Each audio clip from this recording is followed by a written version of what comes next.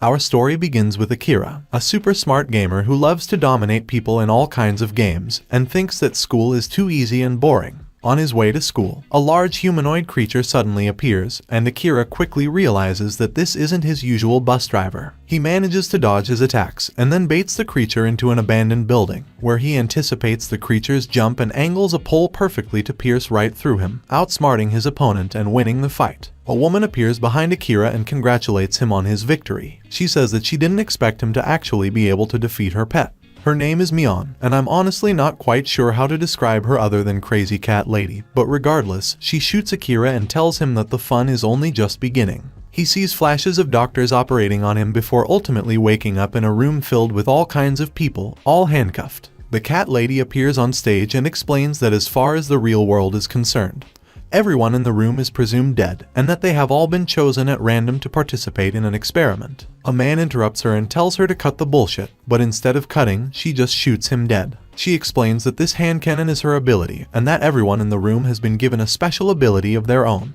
She further explains that the experiment will pair them against each other in a variety of programs to test the effectiveness of these abilities. The first program is a one-on-one fight, with Akira being paired up against Kurosaki, an arrogant delinquent. Once the light on their shackles turn green, they'll have 5 seconds before they unlock and their powers can be used. Kurosaki has the ability to turn sticks into a sword that can cut through anything. Akira manages to dodge his attacks and run away. He baits his opponent into the science lab, where he uses his knowledge of chemistry to create a light fog and a basic flamethrower, but this is mostly just for show. Believing that he has Akira cornered, Kurosaki tells him that he should just give up, because it's clear that he was given a weak ability. Akira says that in reality, he's just been holding back because his ability is far too strong, and adds that this ability is one that Kurosaki has seen before. As Kurosaki lunges forward, Akira reveals that his ability is actually the hand cannon. He misses on purpose to force Kurosaki to surrender instead. Meanwhile, Mion was watching the entire fight unfold. She explains that Akira's power is actually not the hand cannon. You see, Akira's true ability is the power to gain whatever ability his opponent thinks he has. He was able to trick Kurosaki into believing that he had the hand cannon, and thus the hand cannon became his ability for this fight. She goes on to say that she's so excited to watch Akira advance through the other challenges and even refers to him as her sweet prince. On the other hand canon, Akira doesn't care about winning or losing, and instead plans to someday make the cat lady regret ever giving him any powers. After winning his fight, Akira passes by Yuri, a girl who hated her life. As a child, she was a victim of verbal and physical abuse from her mother. One day, she decided to be a good person and help some guy out, but he turned out to be an obsessive stalker who followed her everywhere. He eventually decided to take his own life, and by pure chance, Yuri happened to be walking by at that same time and tried to save him. She grabbed onto him, but he dragged her off the building so that they can die together as lovers, because he believed that they're soulmates. Her flashback is interrupted by the program starting and she's taken to her first fight. Her opponent is a creepy guy that I can only really describe as having the fashion sense and personality of a Discord moderator. He tells her that his ability is to smell someone's state of being, and that he can literally smell her virginity. He drops his boxers and runs straight at her. He manages to put her in a chokehold, where he confesses to her about the many young prostitutes he's murdered. He then tells her he can smell her disgust, her rage, her hatred, and it fuels him. But she manages to overpower him and quickly finish him off. Yuri has the power to quintuple her physical abilities, and for those that are bad at math, it basically means she can make herself 5 times as fast or as strong.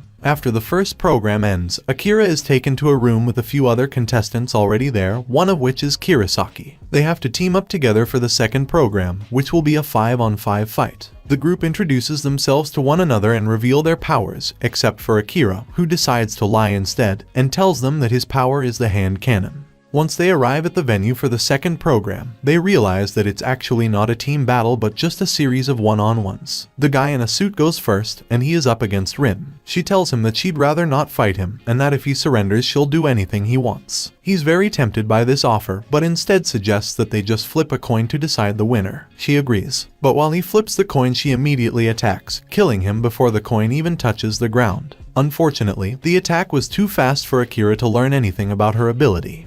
Up next is Kumagiri, who is going up against Ringo. Her power is to copy someone's ability but only at 1/10 of its full effectiveness. This also allows her to see information about her opponent's ability and sees that Kumagiri has the ability to become invulnerable for 2 seconds. If she copied his ability, she would only be invulnerable for 0.2 seconds, which is not very useful against a big chunk of a man like Kumagiri, so she decides to just forfeit as soon as the fight starts. The next 2 contestants get on stage. It's Kirasaki versus supporting character number 8. Her power is to shoot marbles that she can then transform into boulders after a brief delay, but Kirasaki is too fast and dodges and slices through all her attacks. Not wanting to kill her, he tells her to forfeit. However, she reveals that she has one more trick up her sleeve, as a marble rolls up right underneath Kirasaki and expands. It crushes his balls, granting her the victory. It's now Akira's turn to fight, but as a cool guy, he doesn't really care if he wins or loses. He's only interested in testing the limits of his powers. He holds his hand up to his opponent and tries to summon the hand cannon, but nothing happens. He then turns to Kirasaki and makes him believe that he's about to shoot him, which makes the hand cannon appear. This of course makes his opponent believe that he has the hand cannon ability and he can now use it against him. But his opponent has the ability to shield himself against attacks so long as he is touching the ground. While his opponent fantasizes about what might happen if he actually wins, Akira appears behind him and tells him to hold his hands up, forcing him to forfeit.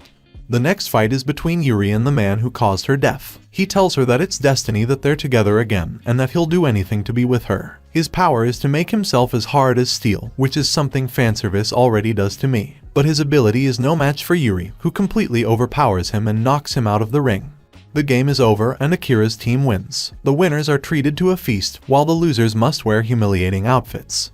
When Kirasaki is rude to Ringo, Akira reminds him that they were the ones who carried him to victory, so perhaps he should also be wearing a humiliating outfit. But that would require some balls, and I don't think he's got any left. For the next phase of the program, Akira splits up from his teammates, and they have a pretty heartfelt goodbye.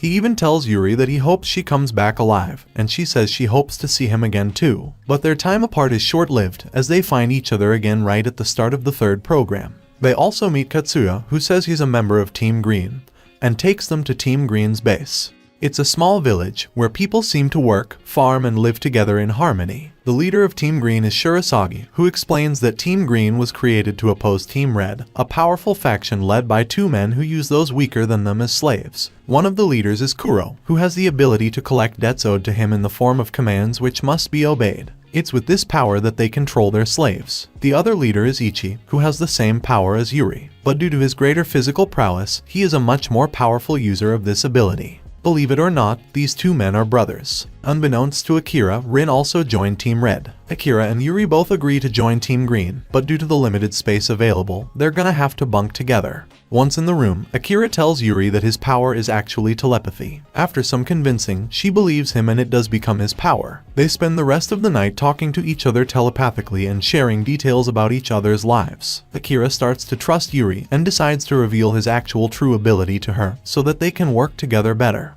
Sometime later, they receive a quest from Mion. It leads them to ruins, where they're tasked with fighting off the same kind of monsters that had attacked Akira before he was brought into the experiment. Akira is able to use his telepathy with Yuri, so long as she continues to believe in this power, while the rest of the people there believe that he has the hand cannon ability, allowing him to use both abilities simultaneously. Team Red arrives to observe the fight, so they can gain information about Team Green's abilities. To make matters worse, Mion summons a combined ghoul. In order to defeat it, Shirasagi has no choice but to use his ability, revealing it to Team Red. His power is called Force Negotiations. He has the ability to nullify someone's attack, and then direct the kinetic energy from their attack back at them. He blasts a hole through the ghoul, but unfortunately, boss battles always have multiple phases, and the ghoul gets back up. Akira and Yuri come up with a plan to defeat the boss, but they must first get out of Team Red's line of sight so that they don't reveal any information on Akira's true ability. Telepathically, he tells Yuri to switch his powers at the last second, right as the boss attacks him, allowing him to survive the attack and then switch back to the hand cannon,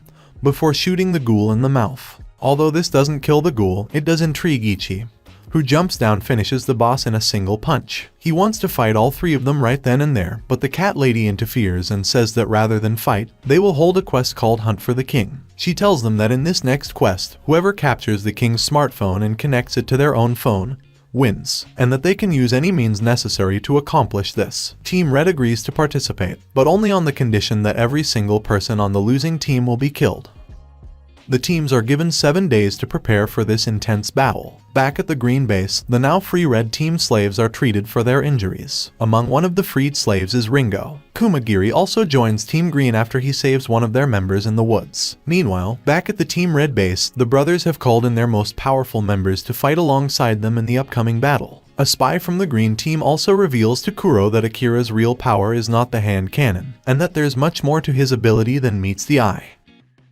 The next day, Akira goes into the woods to further test his powers with Yuri. He tells her to concentrate and to imagine him as another person to see if that would give him the ability to shapeshift. It works, and he transforms into an apple. They continue to train in secret until the day of the battle finally arrives. Mion tells them that throughout the fight, they can gain points that they can then use to buy favors from her. Team Green chooses Shurasagi as their king, while Team Red chooses Ichi. The best strategy is for the king to stay hidden, so Shurasagi stays out of combat. But staying hidden would be far too boring for Ichi, so he decides to join in on the fight and beats everyone to a pulp.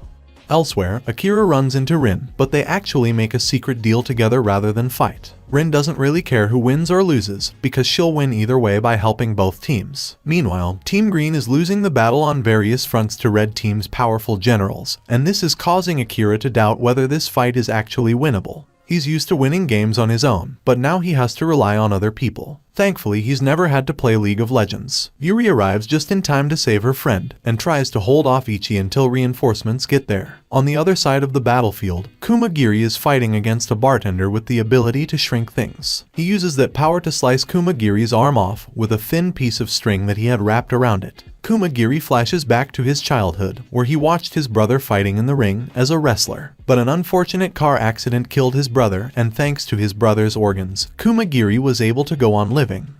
The spirit of his brother tells him that it's okay, that he doesn't have to hold back anymore, and he can use his full powers.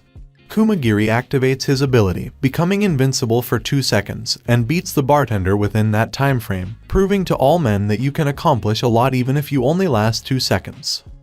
Elsewhere, Akira runs into Kirasaki, who reveals that he joined Team Red just so he could rematch Akira. Kirasaki is too fast for the hand cannon and pins Akira to a tree. But right when he has Akira in a pinch, he warns him that an attack is coming from above and saves his life, because he wants to be the one to kill Akira. Kirasaki calls a truce and decides to fight Rindo, the swordsman with the same ability as him. This was all part of Akira's plan. He had worked with Rin to bait both of these men into this area so that they would fight each other. While Kirasaki distracts Rindo, Akira fires a hand cannon shot from behind the tree. Rindo anticipates this and nullifies the attack, but he didn't anticipate the splinters in the air, which Kirasaki kicks back at him, killing him on the spot. Moments later, Akira arrives to confront another one of Team Red's general, but this old man tells him that he knows that the hand cannon is not Akira's real ability. Akira panics and runs away as the general chases after him. But he pulls out a sword from behind the tree, which the general instantly recognizes as Rindo's sword. He starts to speculate that Akira must be really strong if he was able to defeat the legendary swordsman, and wonders if Akira might have the ability to copy powers. Akira then slashes at the old man and finishes him off rather effortlessly. He reveals that he was actually the one that leaked the information about his hand cannon ability being fake, so that his enemies would start to speculate, and therefore give him the opportunity to trick them into believing that his ability is something else entirely. Back at the main camp, Shurasagi and Ringo have captured a spy, but when this spy is murdered, they realize that there is another one among them. It turns out to be a grandma. The old woman grabs a baby hostage and threatens to kill it if Shurasagi doesn't throw his phone away. When he questions her motives for betraying them, she reveals that Kuro and Ichi are actually her children, and that she's willing to do anything for her boys. With no other options, he throws his phone away and allows himself to be shot down in order to save the child. Granny calls Kuro to tell him that the Green King has been eliminated. But when Kuro calls Mion to confirm this, she says that they haven't won yet and that the Green King is still alive. At that moment, Akira arrives in front of Kuro and reveals himself as Team Green's real king. Kuro had anticipated that something like this might happen, and surrounds Akira with an army of his slaves. Akira is immediately captured by 2 slaves that Kuro had kept hidden in a bush. Kuro then goes on to explain how every single decision that Akira has taken up till now has been a part of a carefully calculated plan to bring him exactly at this spot, so that he could kill Akira himself. Akira falls to the ground, supposedly defeated. but in reality, he was the one actually manipulating every single decision made by Kuro. You see, the red team member who leaked that Akira's hand cannon ability was fake was actually Akira in disguise. He had captured one of Team Red's members and, with the help of Yuri, was able to shapeshift into him. Then he walked into Team Red's base, where he was able to gather all kinds of information, including what slaves they had, and thus what powers Kuro had access to. He even saw Kuro's knife and knew that because of his ego, he would want to finish off Akira with his own hands. He tells Kuro that he now has him exactly where he wants him, and uses Shurasage's ability to finish off Kuro to avenge his death. Meanwhile, Ichi has defeated pretty much everyone else, including Kirasaki and Kumagiri, who showed up to help Yuri. While having a mental breakdown, Ichi has a flashback to the orphanage where he grew up. This is where he first met Kuro, who at the time was always reading a book called A Kingdom for Everyone. They shared a simple dream to someday build a kingdom together where everyone could be free. But these ideals were beaten out of them by the headmaster, who repeatedly told them that they're not human, that they're worse than trash. Granny was one of the caretakers at the orphanage, who witnessed these savage beatings and failed to protect the boys. One day, Ichi finally accepted that he truly wasn't human. He went wild and bashed the headmaster's head in.